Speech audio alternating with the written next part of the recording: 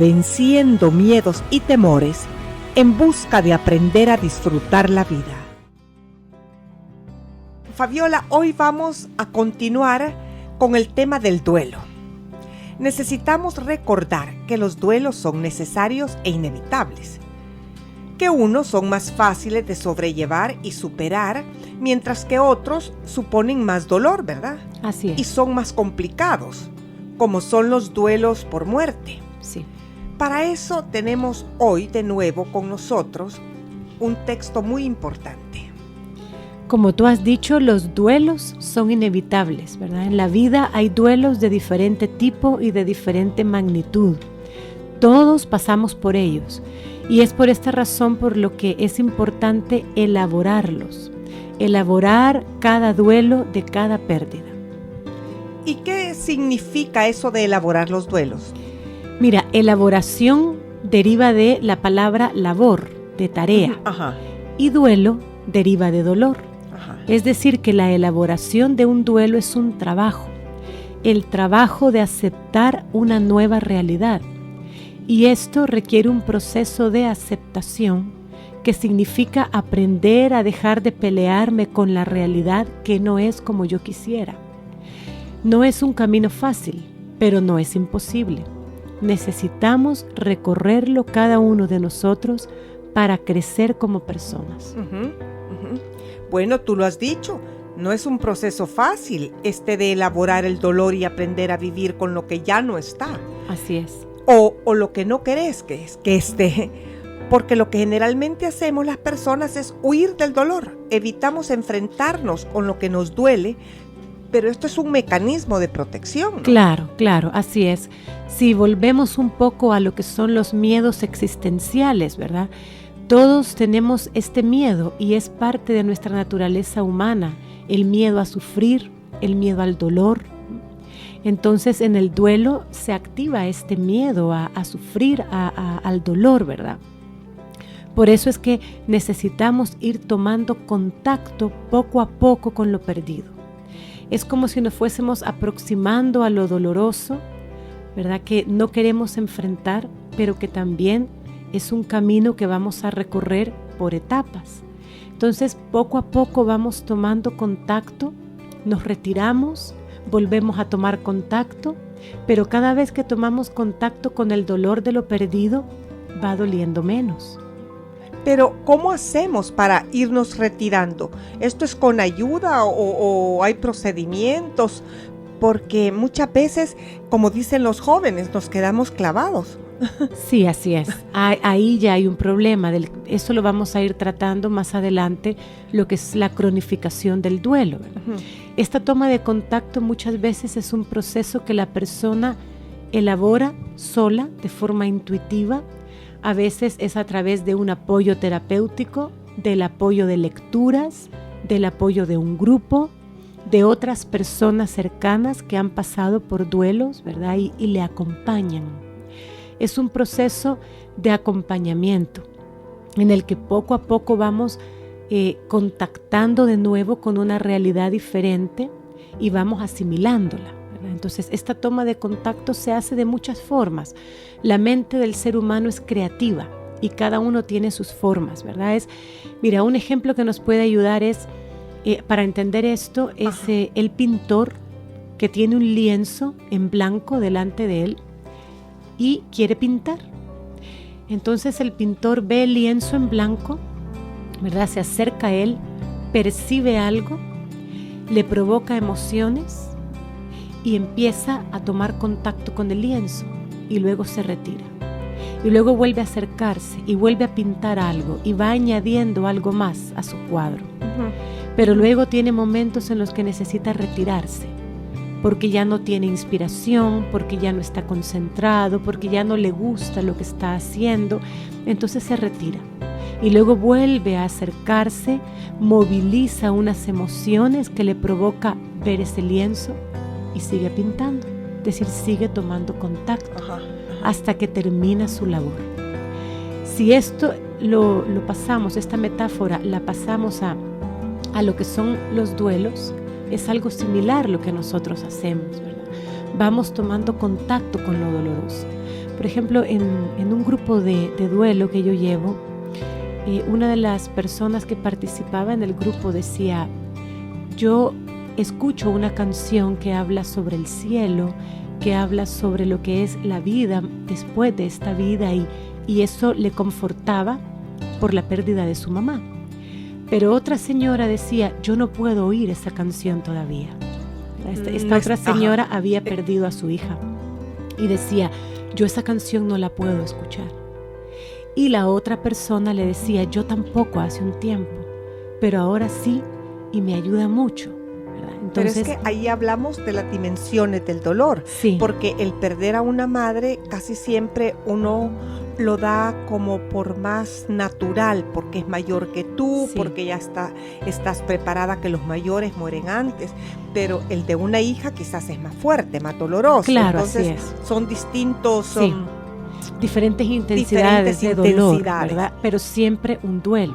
Entonces, esto es como para ejemplificar la toma de contacto.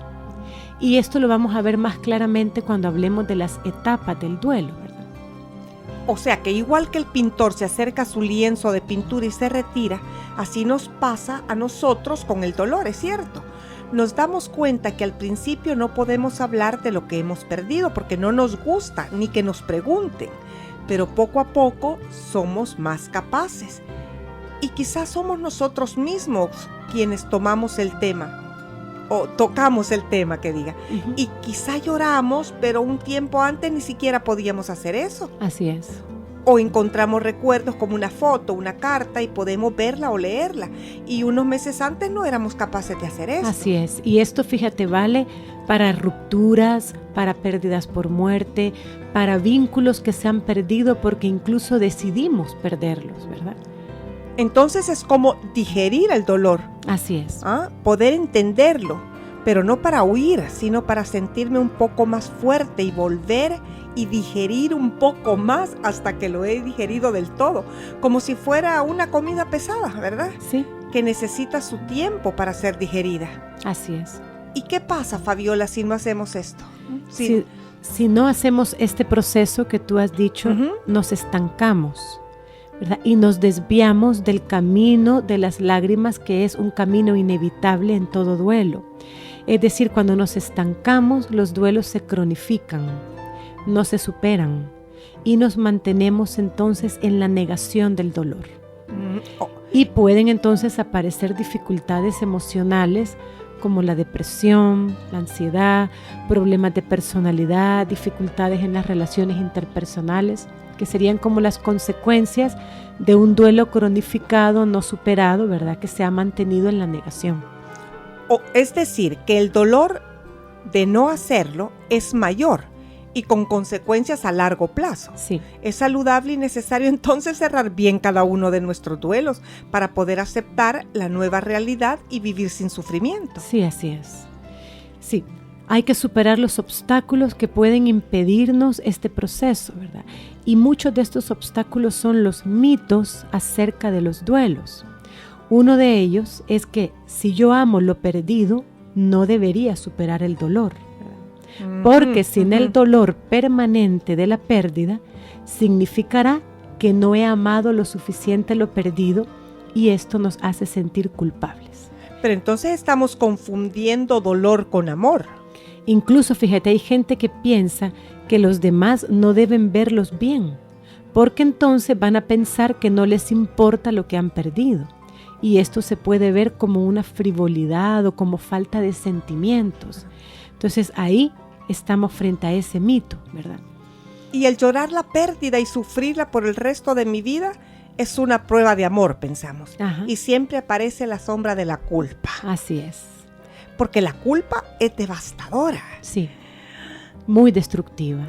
¿Será que nos quedamos ahí sin afrontar el dolor? Como dicen los jóvenes, vuelvo a repetirlo, clavados, porque la culpa nos hace hacer eso. Mucho. Y sobre todo, fíjate, cuando nosotros entramos en un duelo y hemos tenido una mala relación con la persona que hemos perdido. Ahí toca, ¿verdad?, ese punto. Conflictos que no resolvimos con esa persona que ya no está. Eso hace el duelo mucho más complicado porque va a estar el elemento de la culpa.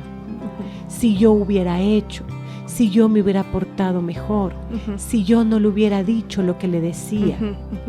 Entonces, o sea, por eso es que es tan saludable el mantener relaciones sanas con los seres con que convivimos. Así es. Fíjate, viéndolo a largo plazo, proyectándonos a largo plazo en la vida, nos damos cuenta que las buenas relaciones con los demás nos van a ayudar a que cuando ya no estén, podamos dejar que se vayan en paz y sin culpa. Viviremos solo la culpa normal como etapa propia de duelo, ¿verdad? Que hablaremos más adelante de eso, pero no la culpa patológica que nos estanca o nos atrapa en estos mitos. Fíjate, yo te quiero contar algo, Fabiola, y para los radioyentes, porque nuestras experiencias ayudan a otros. Sí. Yo tenía un padre muy bondadoso, pero tú lo conociste, pero también era muy estricto. Bueno, tú eras chiquita. Es que los radioyentes no saben, hoy se los vamos a contar. Sí. La licenciada Valiente es mi hija y por eso es que usted pega algunas veces mucha cercanía emocional en lo que conversamos. Mi padre, del que yo estoy hablando, es el abuelo de Fabiola Valiente. Pues tú conociste al abuelo. El abuelo era un hombre sumamente bondadoso, pero muy estricto. Pero yo en el fondo me sentía sumamente orgullosa de mi papá. Sí, por su personalidad. Por su personalidad, ¿no? Y nos dio mucha bondad, nos hizo la vida más fácil en muchos aspectos. Y yo quería decirle que me sentía orgullosa de él. Sí. Pero como era tan serio y tan estricto, no tenía esa cercanía emocional. Y en mi tiempo, la relación con los padres era así de mucho respeto, no era amigable. Se consideraba la idea de venerar a los padres, sí, ¿verdad? Entonces había que tener una distancia como de respeto, de veneración. Sí. Entonces, el día que murió mi papá, acababa de morir y le pedí yo a mi hermano que cuando lo llevaron a depositar en un cuarto en la policlínica, era entonces el hospital mientras lo llegaba a traer la funeraria. Y yo le pedí a mi hermano que me dejara entrar a ese cuarto y quedarme ahí con mi papá. Y ya muerto mi papá le estaba diciendo que yo me sentía orgullosa de él porque dije, se fue, y no lo dije. Sí. Y entonces yo no lo dije, que me sentía orgullosa de él. Por eso te digo que es necesario la comunicación. Y era necesario que lo dijeras en ese momento para que pudieras elaborar el duelo, ¿verdad? Ahí empezabas a tomar contacto con lo que estabas perdiendo y necesitabas dar ese paso. Posiblemente él lo sabía que estabas orgullosa de él, aunque no se lo hayas dicho, pero para ti era importante hacerlo. Entonces, igual que tú has puesto el ejemplo, ¿verdad?, de la muerte del abuelo, podemos decirle a nuestros radio oyentes que en este momento están pasando por pérdidas significativas, ¿verdad?, importantes. Podemos decirles que ellos pueden dejar de sufrir y eso no significa que dejarán de amar a quien ya no está o que esa persona o situación vivida no sea importante para ellos. Dejarán de sufrir, pero no olvidarán a los que se han ido. Y en este punto surge algo muy importante de los duelos, y es que cada uno de nosotros somos lo que somos ahora gracias a esa persona y situación vivida. Gracias a que él o ella estuvieron en mi vida, yo soy la persona que soy ahora, para bien y para mal. Lo vivido me ha formado como la persona que soy. Así que siempre estará en nosotros. No lo olvidaremos, porque ha contribuido a formar en nosotros a la persona que ahora somos. Pero dejaremos de sufrir. Esto lo decimos por ese mito, ¿verdad?, que obstaculiza mucho el procesamiento sano en los duelos, que dice que si dejo de sufrir significará que no amé a la persona perdida. Y con esto quiero decirles que no es así. No dejan de amar, ni olvidan. Somos lo que somos y esa persona queda en nosotros de una forma diferente. Qué importante es esto. Todo lo vivido, aun cuando ya no está, seguirá en mí, porque ha contribuido a formar en mí a la persona que soy. Sí. Y esto nos libera de la tan inútil y destructiva culpa, que es la que nos obliga a aferrarnos a lo perdido y no dejarlo ir. Exacto, fíjate, aferrarse y no dejar ir. Porque uno de los elementos más dolorosos y que impiden la elaboración del duelo es el aferrarnos.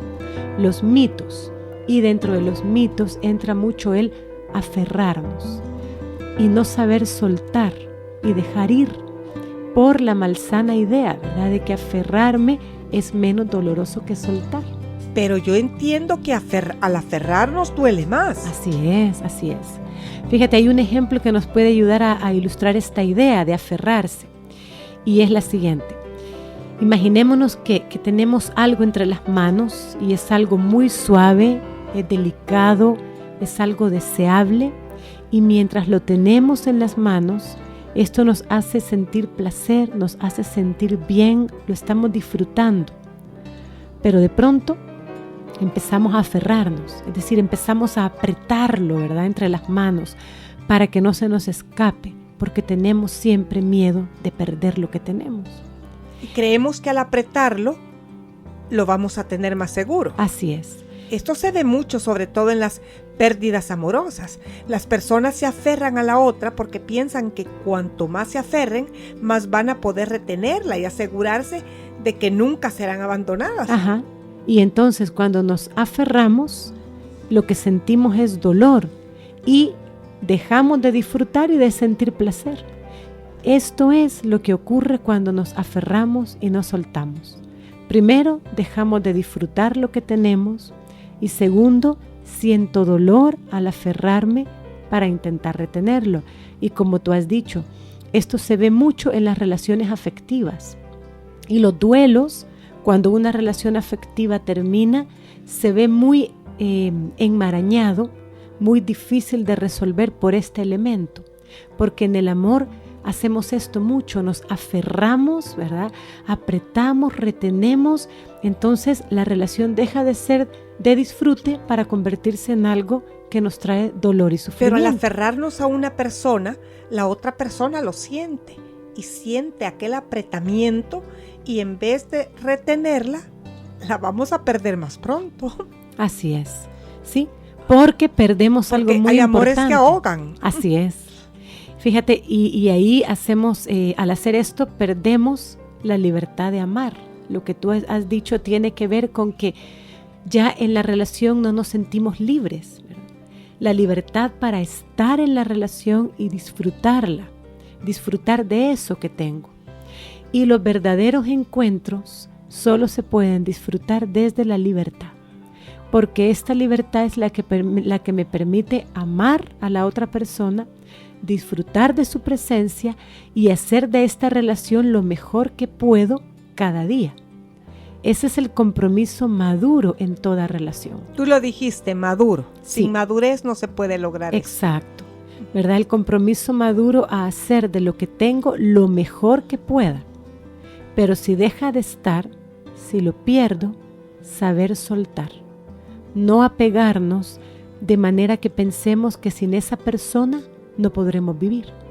Vivir comprometidamente con lo que tengo, pero también saber salir de aquello que ya no tengo cuando ya no está. Cuando lo que tengo deja de ser lo que tenía al principio. Y esto que tengo ya no es sano, ya no es bueno. Pero entonces en ese caso tenemos que fortalecer mucho la parte espiritual. Claro. Porque para entender que lo que tenemos no es por siempre ni para siempre, ni que podemos sujetar a las cosas o a las personas, sí, se necesita una madurez emocional y espiritual. Sí, así es. Porque así yo es. no he visto ninguna religión o ninguna creencia que diga que la vida es sufrimiento.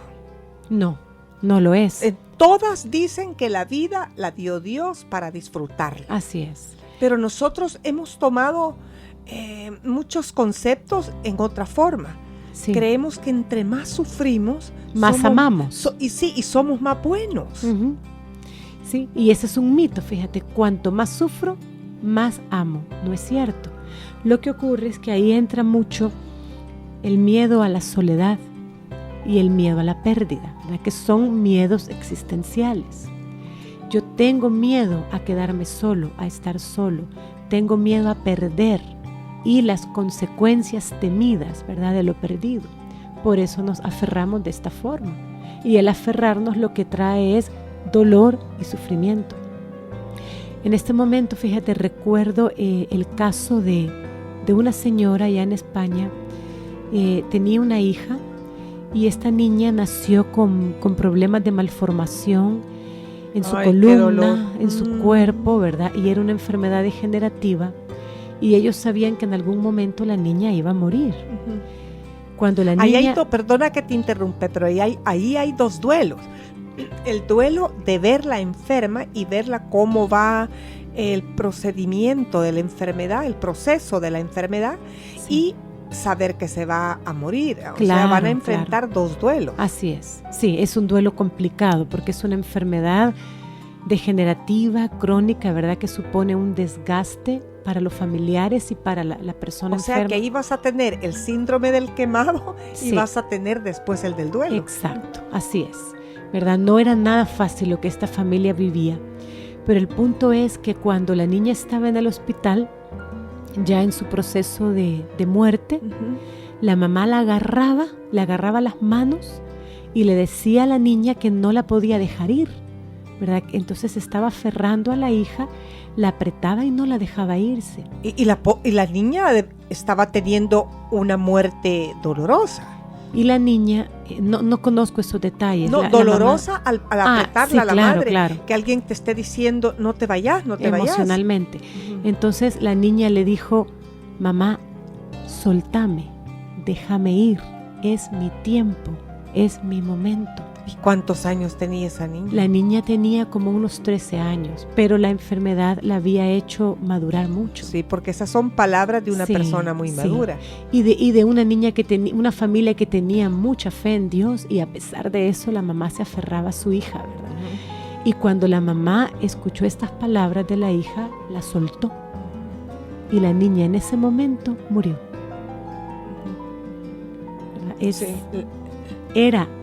Necesitaba que la mamá la soltara para poder irse en paz.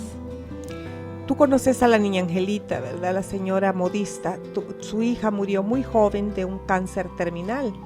Y también lo mismo, cuando la hija estaba agonizando, la niña Ángela daba gritos y prendida de la hija. Claro. Se acercó el hermano y le dijo, déjala ir. Cuando la niña Ángela la acarició y se fue apartando, la moribunda sonrió y se fue. Pues. Así es un proceso poderoso, sabio, y yo creo que es sobrenatural, ¿verdad? Porque en la muerte entra lo sobrenatural definitivamente, sí, más que en otros duelos donde no hay muerte, ¿verdad? Pero si la muerte es sobrenatural, entonces nosotros tenemos que afrontar las cosas de la muerte de los seres queridos con una fuerza sobrenatural. Así es. Que se encuentra en Dios. Así es. Hay una historia muy bonita que me gustaría que tú leyeras para nuestros radioyentes, que nos ilustra mucho el proceso de saber soltar, no solo en los duelos por muerte, ¿verdad? Que ahí hay un respeto especial realmente hacia las personas que están pasando por este proceso, sino que saber soltar en toda pérdida. En todo. Así es. Dice, El Escalador se llama, ¿verdad? Bueno, sí. Tú me lo has dado aquí. Dice, había una vez un hombre que estaba escalando una montaña. Estaba haciendo un escalamiento bastante complicado. Una montaña en un lugar donde se había producido una intensa nevada. Él había estado en un refugio esa noche y a la mañana siguiente la nieve había cubierto toda la montaña, lo cual hacía muy difícil la escalada. Pero no había querido volverse atrás, así que de todas maneras, con su propio esfuerzo y su coraje, siguió trepando y trepando, escalando por esta empinada montaña. hasta que en un momento determinado, quizá por un mal cálculo, quizá porque la situación era verdaderamente difícil, puso el pico de la estaca para sostener su cuerda de seguridad y se soltó el enganche.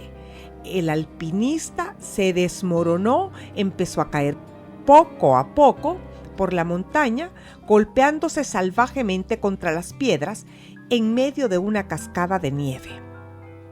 Pasó toda su vida por su cabeza y cuando cerró los ojos, esperando lo peor, sintió que una soga le pegaba en la cara. Sin llegar a pensar, de un manotazo instintivo se aferró a esa soga. Quizá la soga se había quedado colgada de alguna amarra. Si así fuera, podría ser que aguantara el chicotazo y detuviera su caída.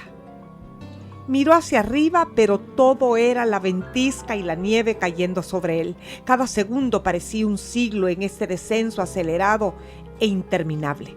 De repente, la cuerda pegó el tirón y resistió. El alpinista no podía ver nada, pero sabía que por el momento se había salvado. La nieve caía intensamente y él estaba ahí, como clavado a su soga, con muchísimo frío, pero colgado de este pedazo de lino que había impedido que muriera estrellado contra el fondo de la hondonada entre las montañas. Trató de mirar a su alrededor, pero no había caso. No se veía nada. Gritó 2 o 3 veces, pero se dio cuenta de que nadie podía escucharlo. Su posibilidad de salvarse era infinitamente remota. Aunque notaran su ausencia, nadie podría subir a buscarlo antes de que parara la nevisca. Y aún en ese momento, ¿cómo sabrían que el alpinista estaba colgado de algún lugar del barranco? Pensó que si no hacía algo pronto, este sería el fin de su vida. ¿Pero qué hacer? Pensó en escalar la cuerda hacia arriba para tratar de llegar al refugio, pero inmediatamente se dio cuenta de que eso era imposible. De pronto escuchó la voz, una voz que venía desde su interior que le decía: «Suéltate». Quizá era la voz de Dios, quizá la voz de su sabiduría interna, quizá la voz de algún espíritu maligno o quizá una alucinación. Y sintió que la voz insistía: «Suéltate, suéltate». Pensó que soltarse significaba morirse en ese momento. Era la forma de parar el martirio. Pensó en la tentación de elegir la muerte para dejar de sufrir. Y como respuesta a la voz, se aferró más fuerte todavía, y la voz insistía: «Suéltate, no sufras más, es inútil este dolor, suéltate». Y una vez más, él se impuso a aferrarse más fuerte aún, mientras conscientemente se decía que ninguna voz lo iba a convencer de soltar lo que sin lugar a dudas le había salvado la vida. La lucha siguió durante horas, pero el alpinista se mantuvo aferrado a lo que pensaba que era su única oportunidad. Cuenta esta leyenda que a la mañana siguiente la patrulla de búsqueda y salvamento encontró al escalador casi muerto. Le quedaba apenas un hilito de vida. Algunos minutos más y el alpinista hubiera muerto congelado, paradójicamente aferrado a su soga, a menos de 1 metro del suelo. Increíble. Ya estaba salvado. Así es, fíjate. Y seguía aferrado a la soga. Aferrado, temiendo las consecuencias, así es, de soltarse. Y la vida a veces está relacionada con el soltar. Soltar lo que alguna vez, en algún momento nos salvó. Soltar las cosas a las cuales nos aferramos intensamente, pensando que tenerlas es lo que nos va a seguir salvando de caer. Y aunque intuitivamente a veces nos damos cuenta de que aferrarnos no es lo más saludable, seguimos anclados a lo que ya nos sirve, a lo que ya no está, temblando, fíjate, por ese miedo. El miedo nos lleva a fantasear las consecuencias dolorosas de soltar, ¿verdad? Por el miedo al dolor del sufrimiento, por el miedo a las consecuencias. y no soltar es lo que nos trae la muerte y el dolor. Y aún mucha gente se aferra a cosas, ¿verdad? Sí. Yo conozco a una anciana, ella es solita, no tiene hijos, ya es anciana, está llena de cosas, en buen salvadoreño su casa está llena de chunches y más chunches. Sí. Tiene mucha gente que la visita, muchos sobrinos, mucha gente, y ella no suelta, pero ni siquiera, ¿qué? A regalar una tacita, un florerito, está aferrada a un montón de cosas y está chunches. aferrada a su soga, ¿verdad? Pensando que si la suelta va a morir. Pero si regalara una cosita, un detalle, qué bien quedaría con estas personas que la visitan y la visitarían más. Vamos a ver si nos regalan una tonterita. Esos pequeños detalles Acto de cariño. de generosidad, Entonces de siembra y cosecha.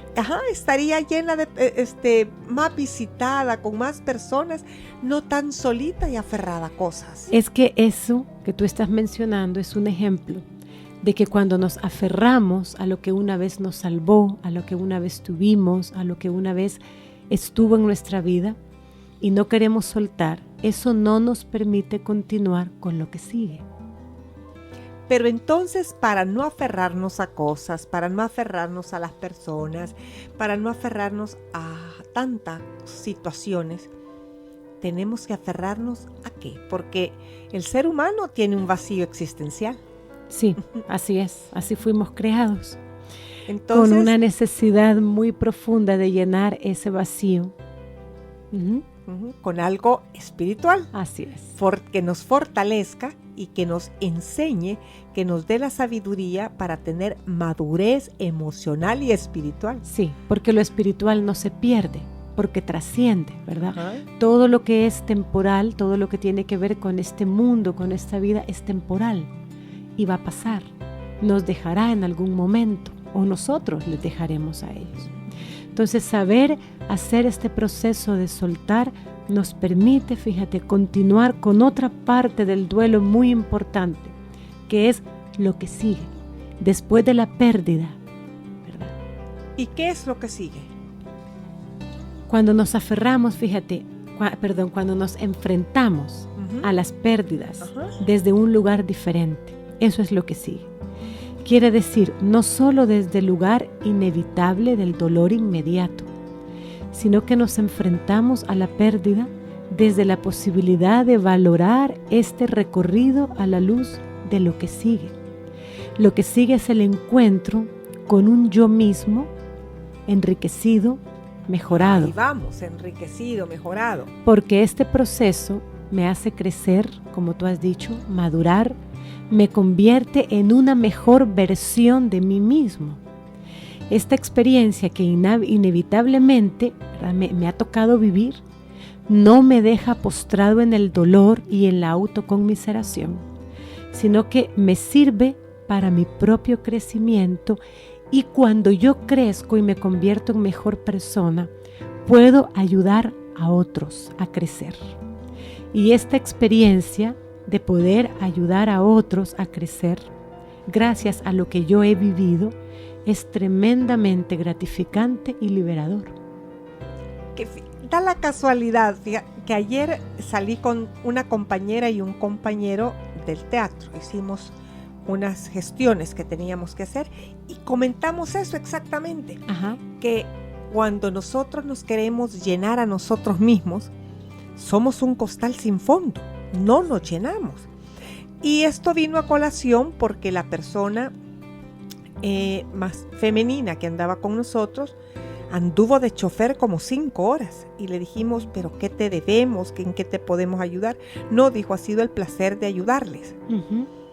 Entonces fue que comentamos eso. Sí. El ayudar a otros te trae una gratificación sabrosa. Sí, es un principio universal. Sí, es un principio universal. Ahora, necesito estar bien, ¿verdad?, conmigo misma para poder hacer esta labor de ayudar a otros.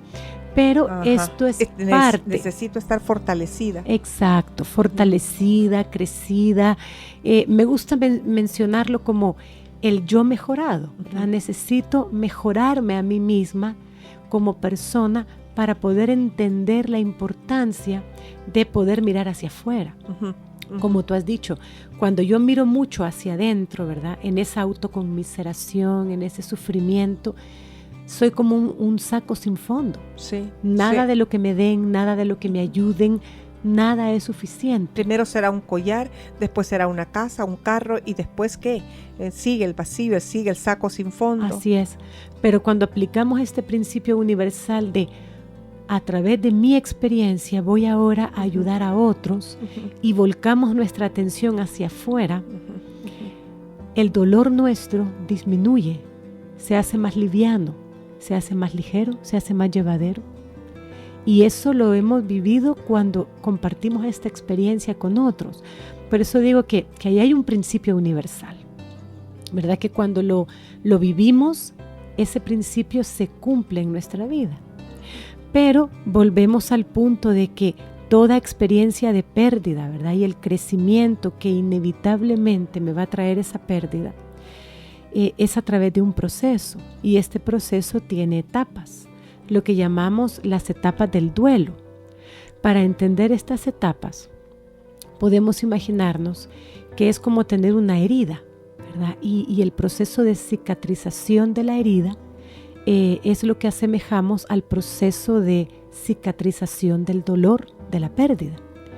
Fíjate, una herida primero duele mucho, sí, y sangra, pero después empieza a retraerse del sangrado y se va formando un coágulo.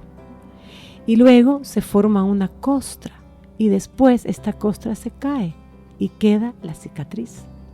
La cicatriz ya no duele, pero siempre me va a recordar lo que pasó. Recordaremos lo que hemos vivido. Recordaremos eso que pasó en nuestra vida, pero ahora ya no duele, ¿verdad? Ha quedado la cicatriz. Y esa cicatriz le va a llevar un mensaje a otros para que puedan hacer este mismo proceso. Eso es sanar, y para llegar a este punto, ¿verdad? Pasamos por las etapas y de eso vamos a hablar en el próximo programa. Fabiola, ¿por qué podemos hacer esas sanaciones con la parte física del cuerpo y no con la parte mental? Porque si tú tienes una herida y ya se está sanando, no te vas a quitar la costrita y te vas a volver a herir para que vuelva a sangrar. No es sano. ¿Por qué tenemos más sabiduría para cuidar la parte exterior, digamos física, bueno, también interior del resto del cuerpo, y no nos ocupamos de sanar la parte de las emociones? Quizá porque son menos visibles, ¿verdad? Y somos seres materiales, somos seres que necesitamos tocar, ver, contactar con la materia. Y eso pues es más fácil de hacerlo con el cuerpo físico. Pero lo que tiene que ver con el alma, ¿verdad? Las emociones, los sentimientos, los pensamientos, eso como no tiene una materia física visible, es como que lo tendemos más a ignorar, a olvidar o a restar importancia. Pero es lo más importante, porque las emociones rigen todo el resto del cuerpo. Sí, así es, así es. Por eso es que necesitamos educarnos, ¿verdad? Lo que es la psicoeducación acerca de todos estos temas. Ahí vamos. Bueno, amigos y amigas, estamos tratando las etapas del duelo y nuestro próximo programa será acerca de esto mismo. Recuerden que la mente, las emociones, el cerebro y el alma son lugares y laberintos de luz o de oscuridad. Bueno, estaremos con ustedes en el próximo programa. Muchísimas gracias, Fabiola. Es un gusto.